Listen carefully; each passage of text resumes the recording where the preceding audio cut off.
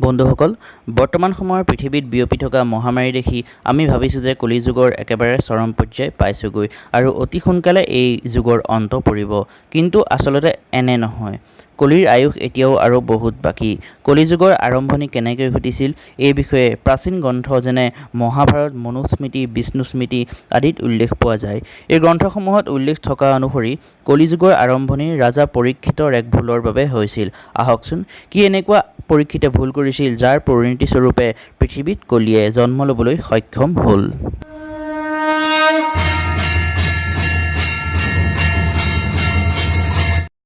আপুনি কি ভাবে যে এনে কি কাৰণ আছিল যাৰ ফলশ্ৰুতিত কলিযুগৰ আৰম্ভণি ঘটিছিল?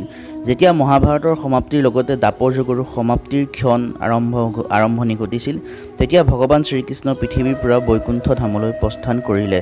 কিন্তু তেতিয়াৰ পৰা পাণ্ডৱৰ মনো ৰাজকাৰ্যৰ প্ৰতি নাথাকিল।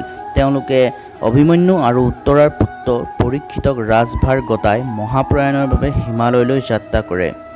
তেতিয়াৰ পৰা পৰীক্ষিতৰ ৰাজত্ব আৰম্ভ হৈছিল। তেওঁ ভগৱান শ্ৰীকৃষ্ণ, ভীষ্ম আৰু বিদুৰৰ দৰে বিজ্ঞৰ আদৰ্শৰে ভালদৰে ৰাজপাট চলোৱাৰ প্ৰয়াস কৰে।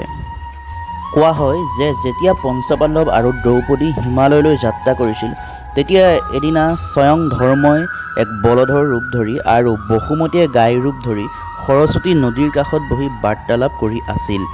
গাইৰূপী বসুমতীৰ চকুৰ পানীৰে চলচলীয়া নয়ন দেখি বলধৰূপী ধৰ্মই প্ৰশ্ন কৰিলে যে কিয় তেওঁ দুখ কৰিছে। তেতিয়া বসুমতীয়ে ক'লে যে হে ধৰ্ম, তুমিতো সকলো জানাই, তেন্তে মোক মোৰ দুখৰ কথা কিয় সুধি কি লাভ? সত্য, মিত্ৰতা, ত্যাগ, দয়া, বিচাৰ, জ্ঞান, বৈৰাগ্য, ঐশ্বৰ্য, কোমলতা, ধৈৰ্য আদিৰ স্বামী ভগৱন্ত শ্ৰীকৃষ্ণ নিজ ধামলৈ গতি কৰাত কলিযুগে মোক বন্দী কৰিলে। শ্ৰীকৃষ্ণৰ চৰণ কমল মোৰ ওপৰত যেতিয়া পৰিছিল, মই নিজকে সৌভাগ্যৱান বুলি ভাবিছিলোঁ। কিন্তু এতিয়া এনে নহয়। এতিয়া মোৰ সৌভাগ্যৰ অন্ত পৰিল। তেওঁলোকৰ বাৰ্তালাপৰ সময়তে অসুৰৰূপী কলি সেই ঠাইত উপস্থিত হ'ল আৰু বলধৰূপী ধৰ্ম আৰু গাইৰূপী বসুমতীক মাৰিবলৈ আৰম্ভ কৰিলে। ঠিক সেই সময়তে ৰজা পৰীক্ষিত সেই ঠাইৰে গৈ আছিল আৰু এনে দৃশ্য দেখি যথেষ্ট ক্ৰোধান্বিত হৈ কলিক সুধিলে যে তই কোন? কিয় এনে অপৰাধ কৰিছ আৰু তোৰ এই অপৰাধ ক্ষমাৰ যোগ্য নহয়। সেইবাবে তোৰ মৃত্যু নিশ্চিত। ইয়াকে কৈ পৰীক্ষিতে তৰোৱাল লৈ কলিক মাৰিবলৈ উদ্যত হ'ল। তেতিয়া কলিয়ে ভয়ত নতমস্তক হৈ পৰীক্ষিতক ক্ষমা অৰ্চনা বিচাৰিলে। তেতিয়া পৰীক্ষিতে তেওঁক ক্ষমা কৰি দিয়ে, কিন্তু তেতিয়াই ৰাজ্যৰ পৰা কলিক বাহিৰ হৈ যাবলৈ নিৰ্দেশ দিলে।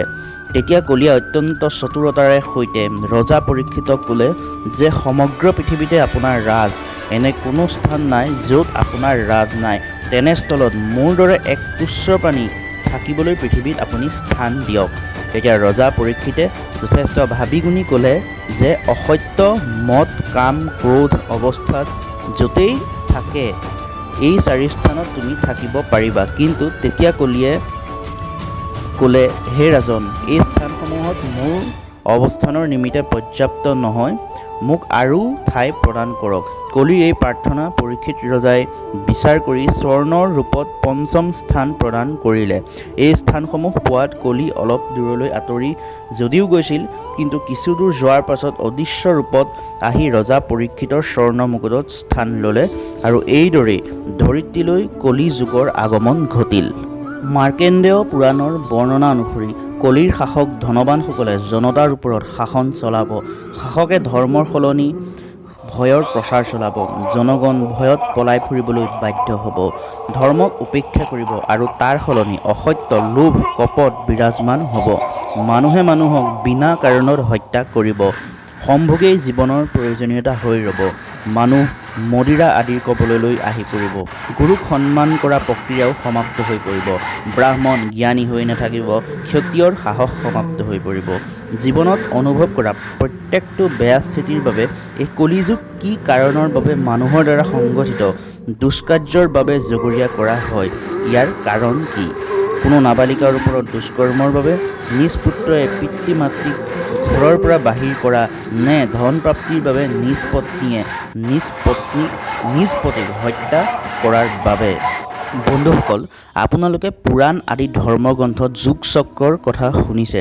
এটা যুগ লাখ লাখ বছৰৰ হয় যি এক চক্ৰৰ দ্বাৰা গতিমান, যাৰ ফলস্বৰূপে প্ৰত্যেক যুগৰে সময়কাল সমাপ্ত হোৱাৰ পাছত এক নিশ্চিত সময় অন্তৰালৰ ক্ৰমানুসাৰ অন্য যুগৰ আৰম্ভণি ঘটাটো নিশ্চিত।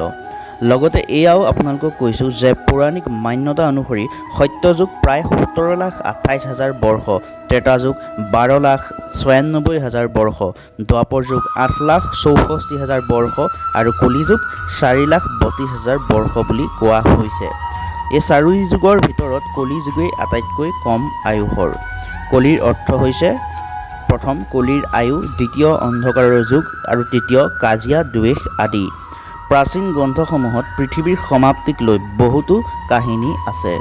ভাগৱত গীতাত এই সম্পৰ্কে শ্ৰীকৃষ্ণই কৈছে, ভগৱান শিৱই বিষ্ণুক এই সংসাৰৰ পালনৰ দায়িত্ব দিছিল। ভগৱান বিষ্ণুৱে কলিযুগৰ আৰম্ভণি আৰু অন্ত সম্পৰ্কে কিছু বৰ্ণনা দিছে।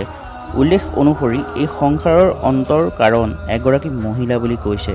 কলিযুগৰ আৰম্ভণিৰ বিভিন্ন ইংগিত পোৱা যায়।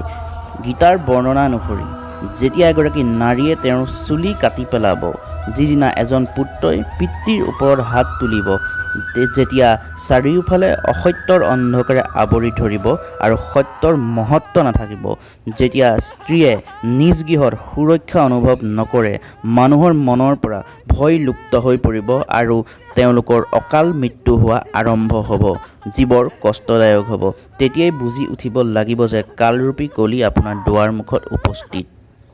মহান গণিতজ্ঞ আৰ্যভট্টই তেওঁৰ গ্ৰন্থত উল্লেখ কৰিছে যে যেতিয়া তেওঁৰ আয়ুস 23 বছৰ আছিল, তেতিয়া কলিযুগৰ 3,600 বৰ্ষ চলি আছিল। আৰ্যভট্টৰ জন্ম খ্ৰীষ্টপূৰ্ব 476ত হৈছিল। মধ্যযুগৰ ভাৰতীয় জ্যোতিষীসকলে ধাৰণা কৰিছিল যে কলিযুগ তথা কল্পৰ আৰম্ভণিতে সকলো গ্ৰহ, সূৰ্য তথা চন্দ্ৰক মিলাই শুক্ল প্ৰতিপদৰ ৰবিবাৰ সূৰ্যোদয়ৰ সময়ত একেলগে একত্ৰিত হৈছিল। অধিক সংখ্যক বিদ্বানৰ মতে কলিযুগৰ আৰম্ভণি 3,102 বছৰ আগতে হৈছিল। এই মানৰ পৰা কলিযুগৰ কাল 4,36,000 বছৰ চলি থাকিব। এতিয়া কলিযুগৰ প্ৰথম ভাগহে চলি আছে। কলিযুগৰ আৰম্ভণি 3,102 বছৰ আগতে হৈছিল, যেতিয়া 5 গ্ৰহ মংগল, বৃহস্পতি, বুধ, শনি আৰু শুক্ৰই মেঘ ৰাশিত 0 ডিগ্ৰীত আছিল। গণনা কৰিলে 5,122 বৰ্ষ কলিয়ে সমাপ্ত কৰিলে আৰু 4,24,882 বৰ্ষ কলিৰ বাকী আছে। কলিৰ আয়ুস দেৱতাৰ গণনা অনুসৰি 1200 বৰ্ষ, অৰ্থাৎ মানুহৰ গণনা অনুসৰি 4,32,000 বৰ্ষ হয়। যদি আপোনাৰ এই চাৰি যুগৰ পাৰ্থক্য বুজিবলৈ কঠিন পাইছে, তেন্তে আমি বিস্তাৰিতভাৱে আপোনাক বুজাই ক'ম। প্ৰথম সত্যযুগ। সেই সময়ত মানুহ প্ৰায় 32 ফুট ওখ আছিল। সেই যুগত পাপৰ পৰিমাণ প্ৰায় 0 আৰু পুণ্যৰ পৰিমাণ আছিল 100%। ত্ৰেতা যুগত মানুহ প্ৰায় 21 ফুট ওখ আছিল।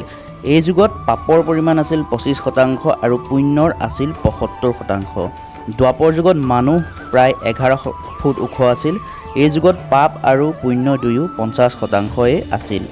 কলিযুগত মানুহৰ উচ্চতা 5 ফুট 3 ইঞ্চি। এই যুগত ধৰ্ম কেৱল 25% আৰু পাপৰ পৰিমাণ 75% থাকিব। বন্ধুসকল, কলিযুগৰ লগত সম্বন্ধিত আৰু বহুতো কাহিনী আছে যি আমি পৰৱৰ্তী সময়ত আপোনালোকক দেখুৱাম। যদি ভিডিঅ'টো চাই ভাল পালে তেন্তে লাইক, কমেণ্ট আৰু শ্বেয়াৰ কৰিবলৈ নাপাহৰিব। ধন্যবাদ।